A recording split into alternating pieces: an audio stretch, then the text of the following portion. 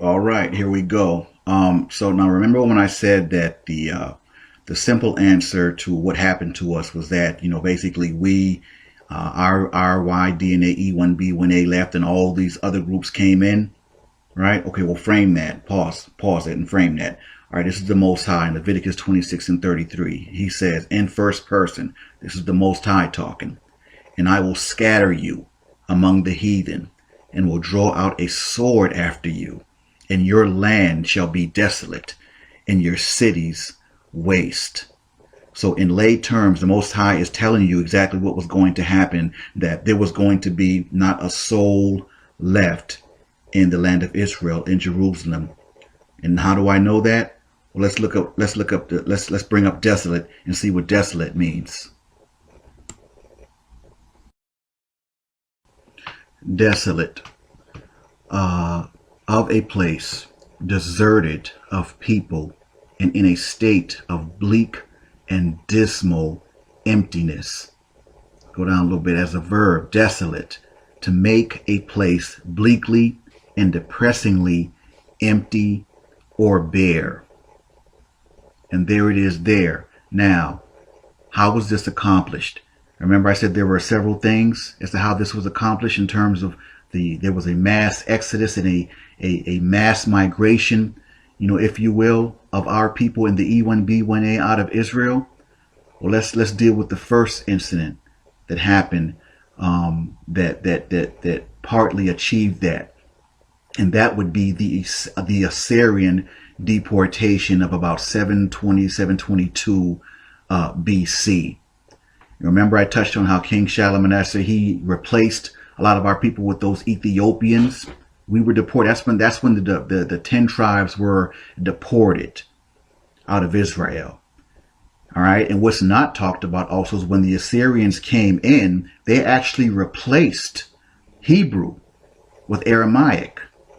Right? Because so when I did the knowledge, if you remember, when I did the knowledge on my people, the Yoruba Jews, who said, okay, they were from Morocco, and when they got to Yoruba and said, hey, we are B'nai Ephraim, and linguistically they spoke some Aramaic and some Moroccan, and it threw me off at first. I'm like, well, why were they speaking? Why would they be speaking Aramaic? Wouldn't it be Hebrew?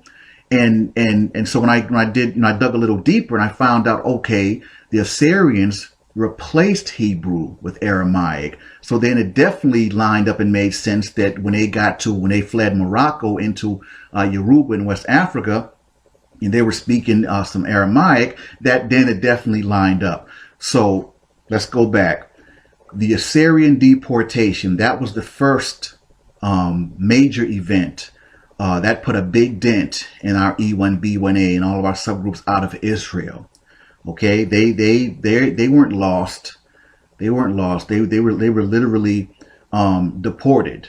Kind of like when the immigration comes and deports the Mexican brothers and stuff back to Mexico or whatever. But the thing is, and this is my personal opinion. The Assyrians had no right come and deport nothing. Nobody asked them to come to Israel.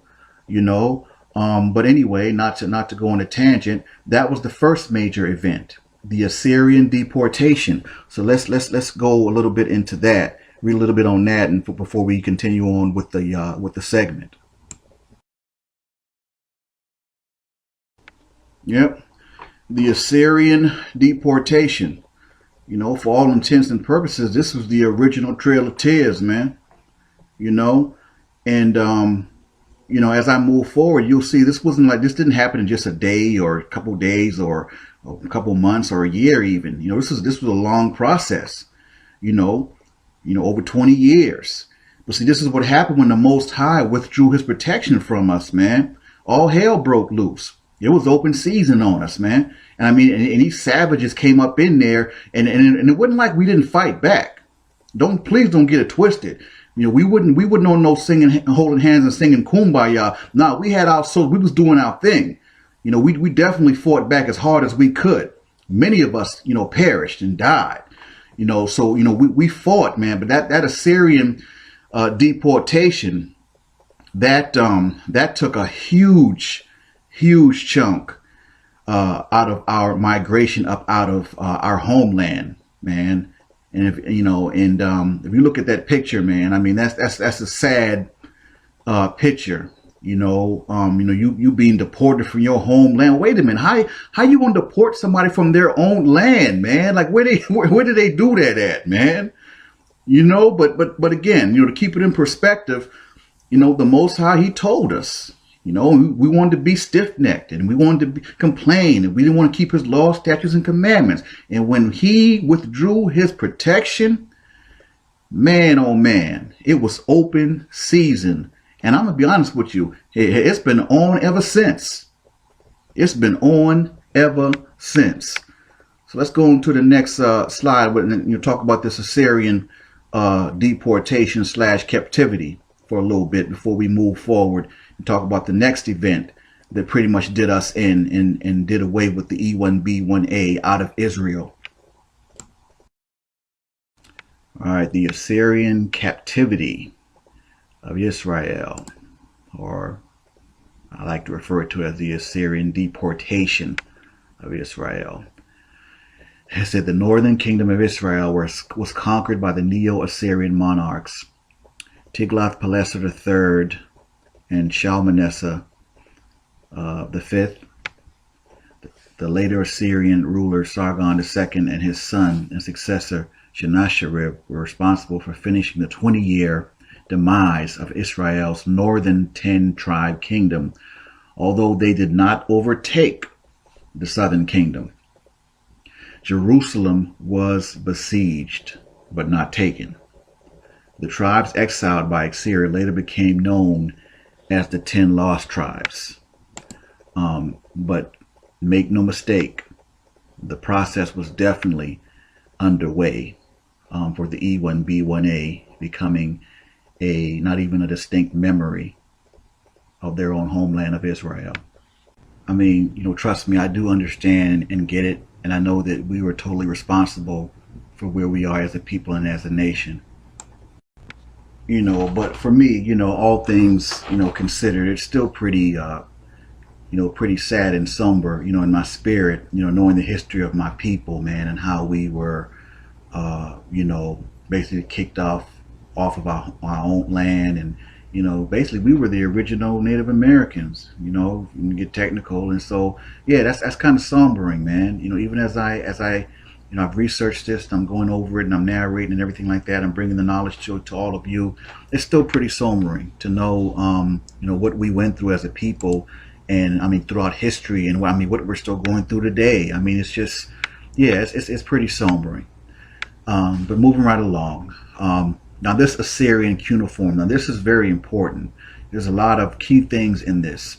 All right, the Assyrian cuneiform states that 27,290 captives were taken from Syria, the capital of the northern kingdom of Israel, by the hand of Sargon II. Now that is significant. Why is that significant? Because when that happened, what's not listed here is when those 27,000 captives were taken from Samaria, okay, the Ethiopians were brought in and replaced them there, okay?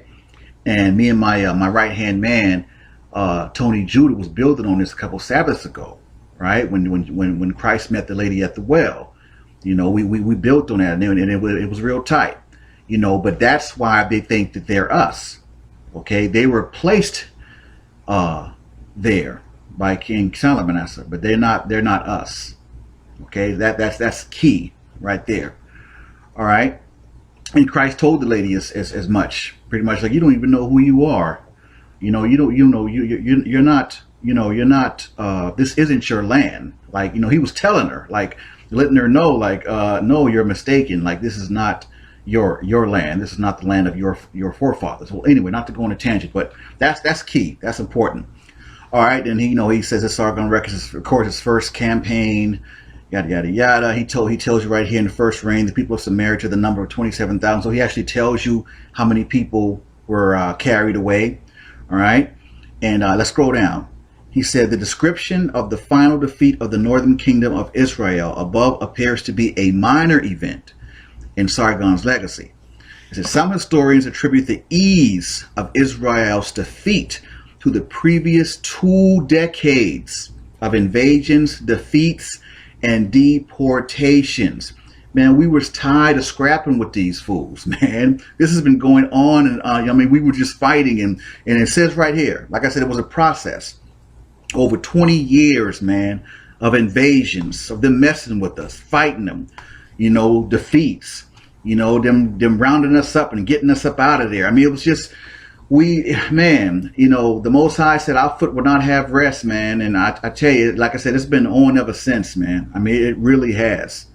It really has. That's key right there, because that tells you that we have been fighting with them, with these Assyrians for a long time.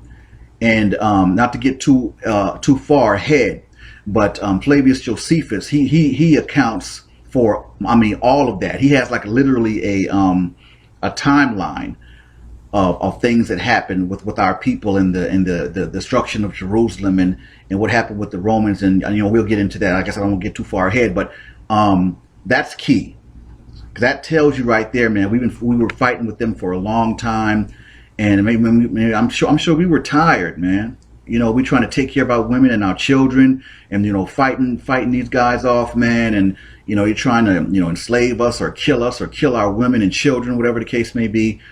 And it was a very long process of going through that back and forth. I can't even imagine what they were going through, man. Like really, I mean, like they weren't messing with anyone. But here we are fighting off these Assyrians, fighting for our lives, fighting for our homeland. And as you can see, slowly but surely, man, it was slipping away.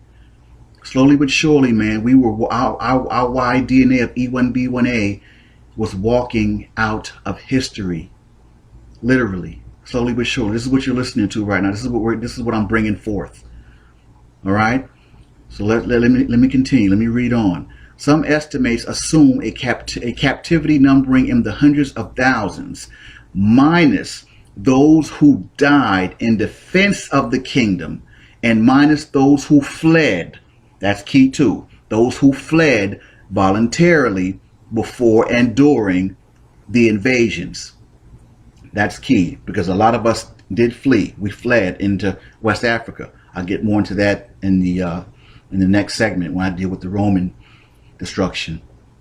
But lastly, however, it has also been suggested that the numbers of deported by the Syrians were rather limited, and the bulk of the population remained in situ.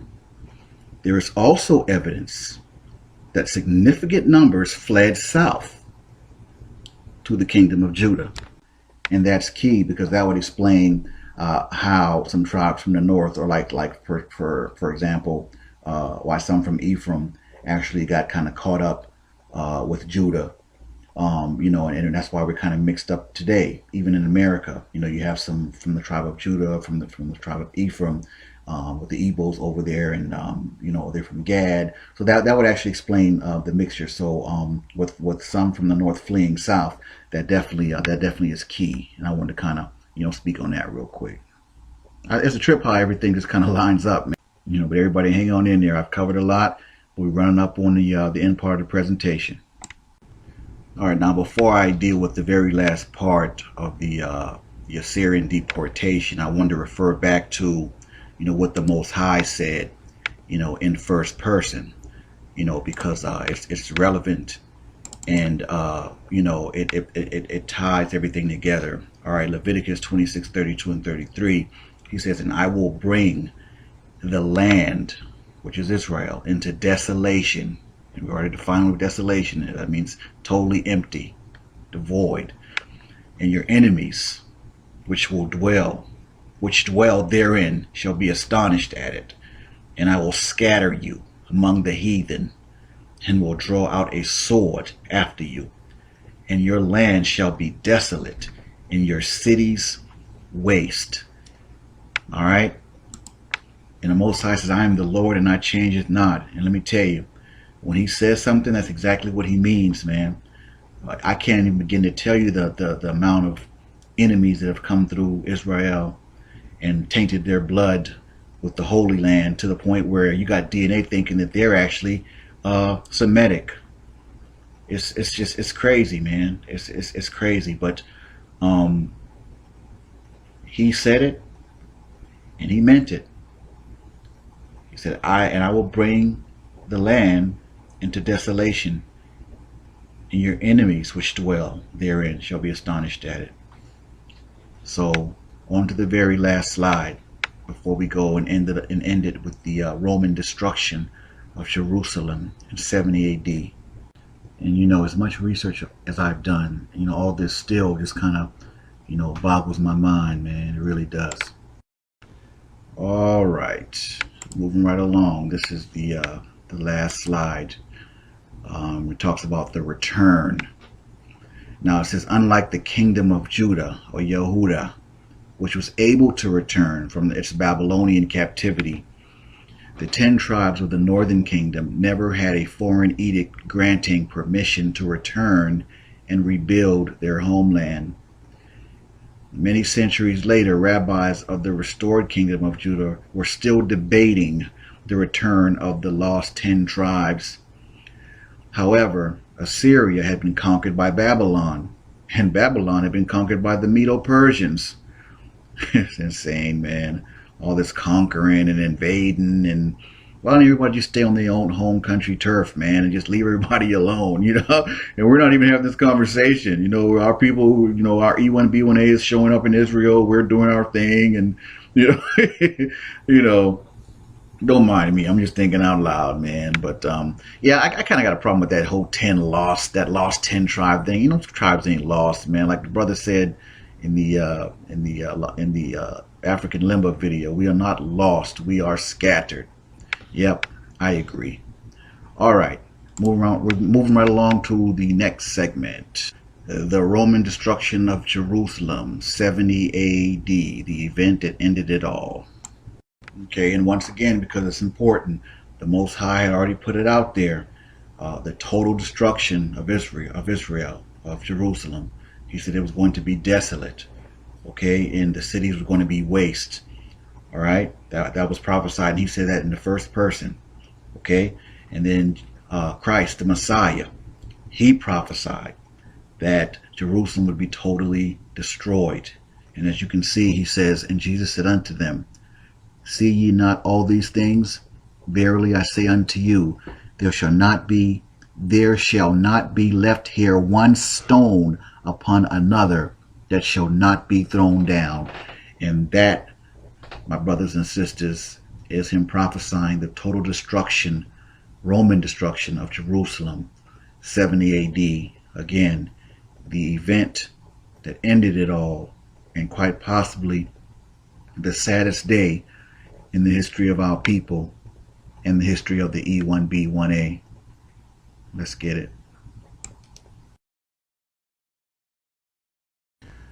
Yeah, the Roman destruction of Jerusalem, 70 AD.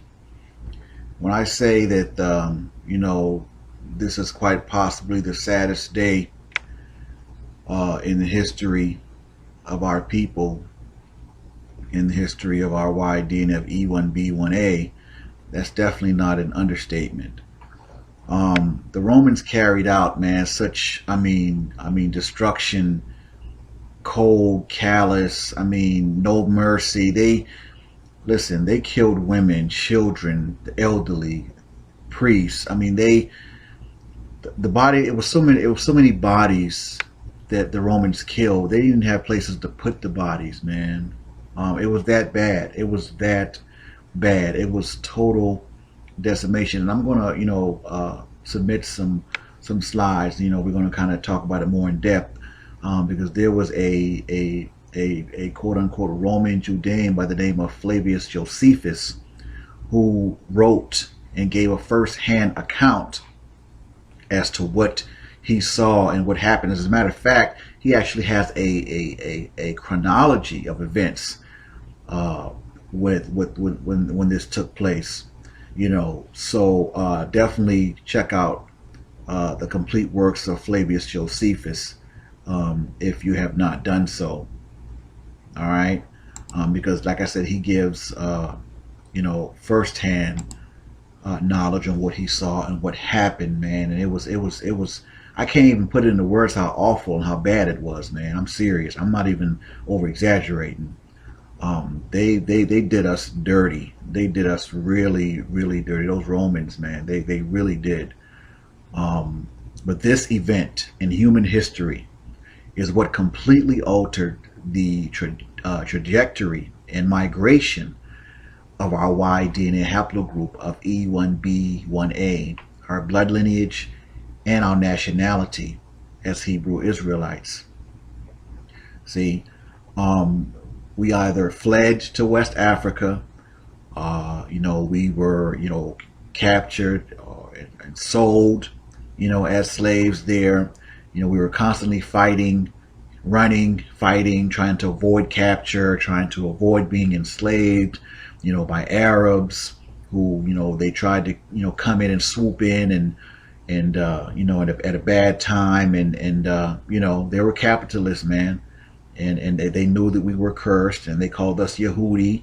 They knew that, man. They knew who we were, and they know who we are right now. So our DNA only picks up where we ended up, not where we originated in Israel. Because remember, I said this event. I mean, literally, it put an end to the Jewish state. And that's how they describe it.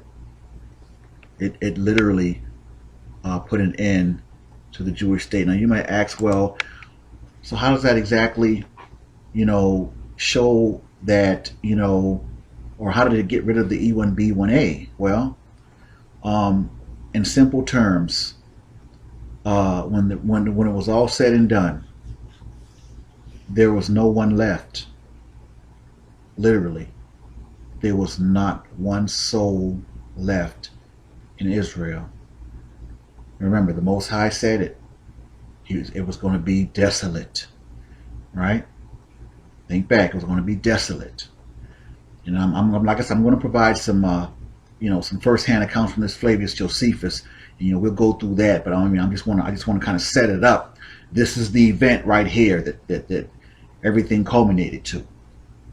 I'm serious. I can't put into words how bad it was, man. Seriously. I definitely highly recommend you all Googling either the destruction of Jerusalem or the siege of Israel, something like that, or even like the complete works of Flavius Josephus, PDF or something. I have his works, and I tell you, it's something else, man. I can't put it into words, but this is what culminated in our E1B1A not pointing to Israel any longer, because when it was all said and done, this Roman destruction, 70 AD, those who weren't enslaved were killed. I mean, there was literally not a soul left. And on that note, we're going to jump into some of the slides and talk about it from a first-hand account of Flavius Josephus. But this is what took us over the edge, man. Yeah. So we're going to go on to the next slide. Well, before I bring up some of the slides from Flavius Josephus in his first-hand account, I kind of wanted to touch on some things that took place, man, during this Roman destruction of Jerusalem. There were, mass crucifixions of Hebrew Israelites, man.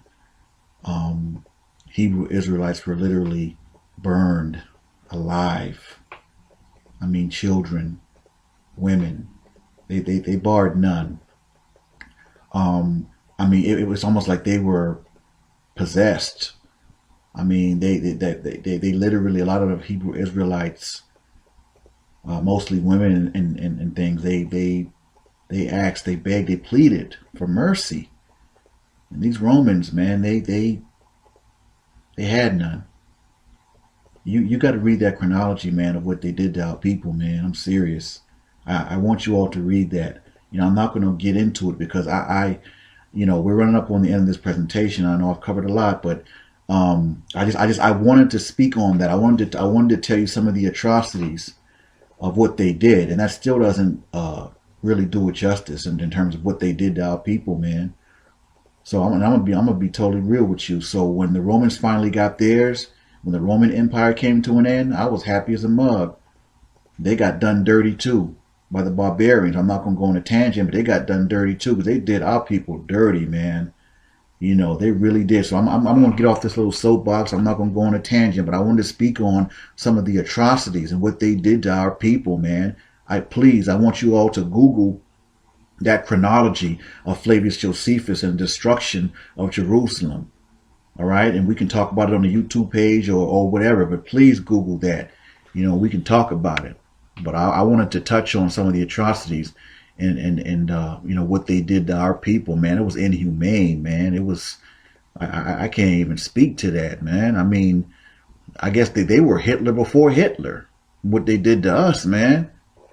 It was, man. All right, moving right along to the next slide. All right, here's a you know, I want to give like a brief bio on Flavius Josephus. You know, the one who gave the first-hand account of the Roman destruction of Jerusalem. And you know, you all can kind of, you know, press pause and read it, whatever the case may be.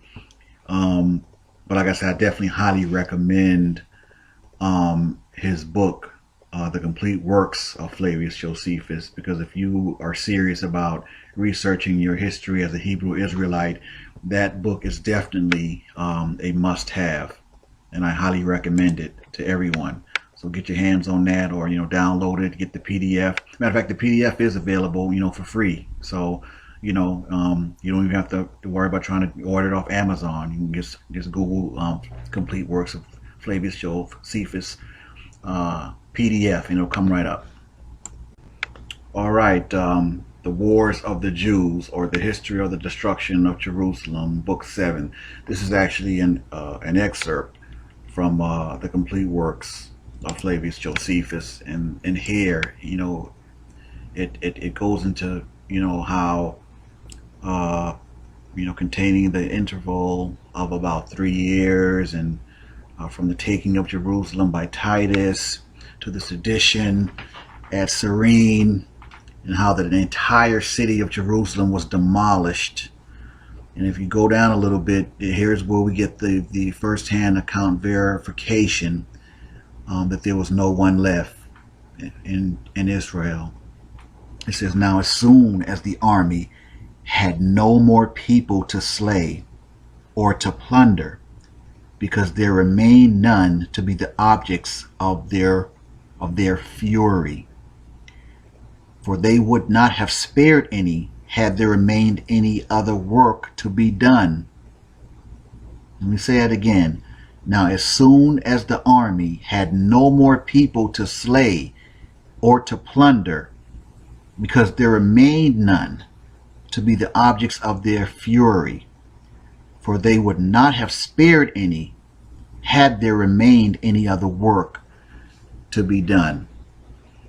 And that hammers home the point I made about them showing no mercy and just complete and utter destruction and inhumane treatment of our people. So there it is there, first-hand account of why the E1B1A no longer points to Israel.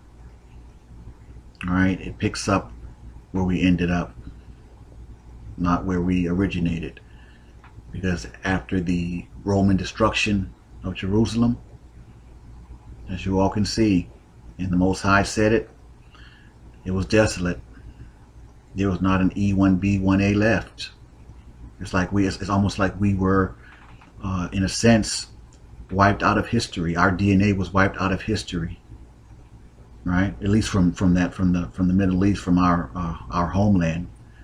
You know, so it's easy to keep us, or just kind of keep us in West Africa, because truthfully, there's nothing that exists that says that they should do anything else. Half the people that in the powers that be, they know who we are anyway. They know who we are, right? You have to remember, like, we are a small percentage. There's more of our people who don't know or have a clue as to who we are, vice the Hebrews that do. Look at these mega black churches, man. These mega churches. And I'm not gonna call any names, but let's look at that, and you'll see how lost we are. And unfortunately, 2/3 of us are gonna die, and have already died, not knowing, the truth. So, there it is there. I think I got one or two more slides, man, and we're moving on from this segment, man. And I think I definitely hit the point home, as far as what happened to us. All right. So we're moving on.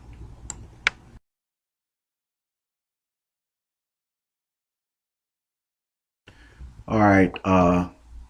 Josephus claims that 1.1 million people were killed during the siege, of which a majority were Jewish. Really? And that 97,000 were captured and enslaved. Then it goes on to say, quote, the slaughter within was even more dreadful than the spectacle from without.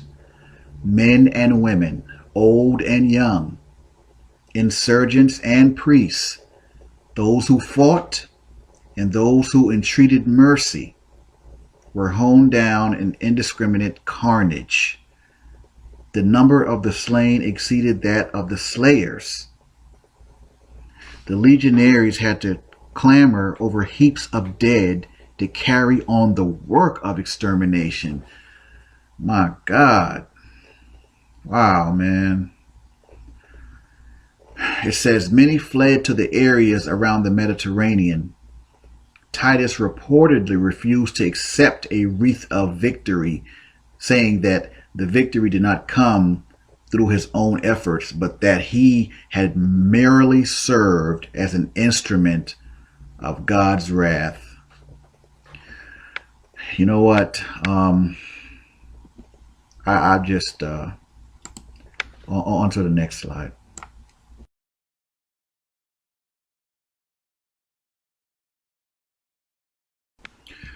Okay, so it says the Roman legions quickly crushed the remaining Jewish resistance. So, like I said before, we fought, and we fought hard, and we fought, valiantly, but in the end, it just wasn't enough. We were, overwhelmed.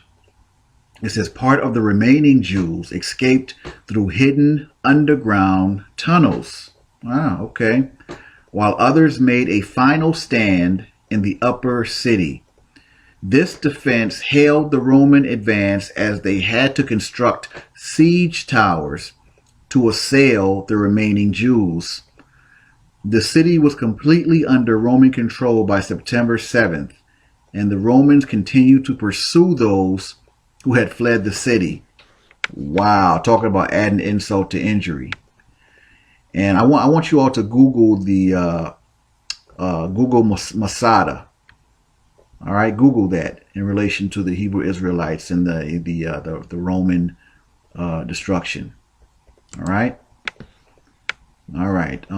That's going to conclude this segment in terms of I definitely have shown and proven what happened to the E1B1A and why it does not point to Israel, like I said I would. And that concludes this segment. All right.